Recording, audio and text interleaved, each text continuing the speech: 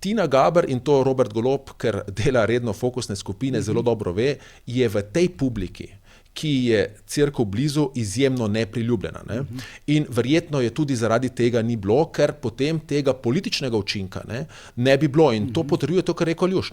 To potrjuje to sprevrženo politično zlorabo neke institucije, nekega dogodka za propagando. Skratka, Robert Golob ni prišel tukaj s svojo ženo, kar bi se, zdaj celo poročen, tudi iz cerkvenega stališča bi se to zelo spodobilo, pri čemer mi pride na misel, ni pa tega zmogel, in bom povedal, zakaj si mislim, ni zmogel, ko je bil pogreb papeža Frančiška.